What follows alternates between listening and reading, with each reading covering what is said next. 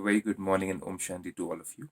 And today we are here again on your channel, Seek the Soul, the Truth Lies Within. So here we are talking about blessings, and all these blessings are related to the soul to make the soul powerful and stronger by taking the knowledge from direct Supreme God Father, the incorporeal form of God Father, point of light. And we take this knowledge and bring it on with us through everyday spiritual learning, which we call it as Murli.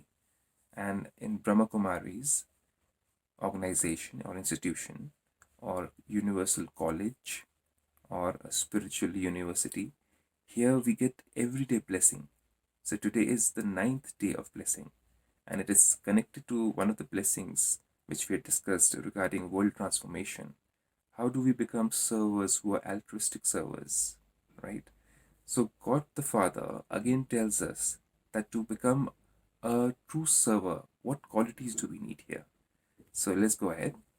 So God the Father, Baba, says, may you be a true server who achieves success in service with renunciation and tapasya. Very important words: success, renunciation, tapasya, and true server. So let's go ahead, keeping God in mind, and understand the explanation. The main way to have success in service is to have renunciation and do tapasya. So first is renunciation, only then can we do tapasya. So renunciation means to renounce even with the thoughts in your mind. So renunciation is not something which we only show outside to the world. It should come from within, means it should come from the core of your understanding, of your thoughts, and from your heart. So to renounce something because of a situation, because of a code of conduct, or because of compulsion is not renunciation.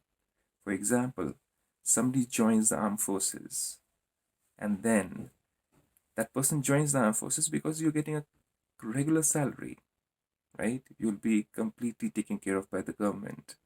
But if that is the only bigger aim in mind, imagine how difficult will it be for that person to renounce a lot of things like keeping oneself away from the family for a very long time, going to places which are totally remote, sometimes not getting to eat what you like to eat, which you get at home, especially cooked by your family, your mother, your wife, or somebody who's closer to you.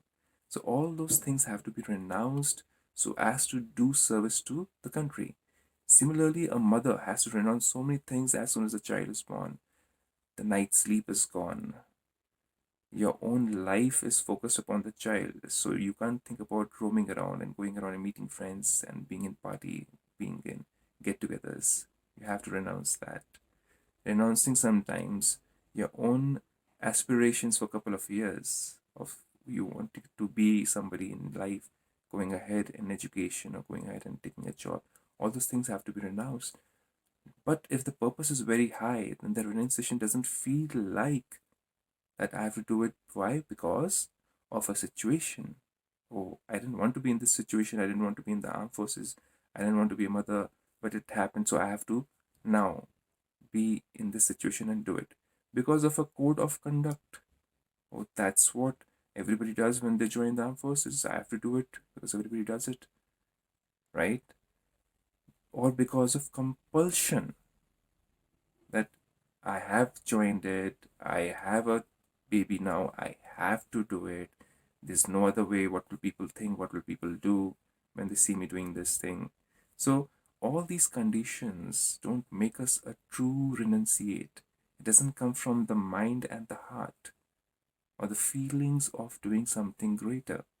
So, in order to do spiritual service also, we have to be renunciate. Like we get up early in the morning, we meditate, we read the divine qualities and knowledge and virtues given by God every single day.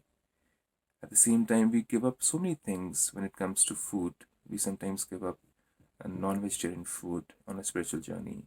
In some cases, we give up garlic and onion, and we give up so many bigger things in life, which we'll explore in the upcoming Vardhans too, blessings too. So now here, Godfather says that for success in this field also, we need to be a renunciate from the heart, from the mind. It's not a compulsion for you to get up in the morning at 4 o'clock. You don't need to do it by force. You don't need to do it because everybody else is doing, so I also need to do. So it has to come from within.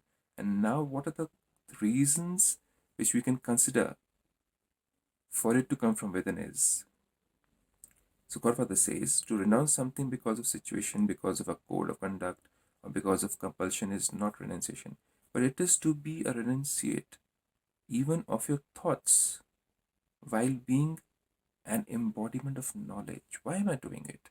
What is the benefit? Who's going to benefit? To be a tapasvi means to be constantly merged in the Father's love. So tapasya means what? We're not just enchanting a word. We're not saying God Father, God Father, God Father. We are going deeply and falling in love with Him and what He does for us. And what's the relationship all about? Father and child. So it means to be constantly merged in Father's love, to be merged in the ocean of knowledge. He's an ocean of knowledge, ocean of love, ocean of bliss, happiness, and peace. So once we are in love with something, only then can we renounce, and we can renounce and then be in love with something or somebody. So when somebody we are in love with and that person asks us to leave something, let's say a husband or a wife asks the husband to leave the cigarette smoking, and if there's pure love, it will happen automatically. One doesn't need to do it because what will people think, what will people say, all those things go away. So we are merged in Father's love, bliss, happiness, and peace, taking all that from Him, becoming a Tyagi and Tapasvi, a renunciate and a Tapasvi. Only then we achieve success in service. So I cannot be somebody who's telling you things when I'm not following it myself. I follow it myself and then I share it with you. So only such renunciates and tapasvis achieve success in service and are true servers. This last sentence, you understand it very well. So I leave you with this beautiful blessings. May you contemplate about it, imbibe it in your life a little bit, and this blessing becomes yours forever. This is something which nobody can steal from you. This is that kind of wealth. Take care. Om Shanti.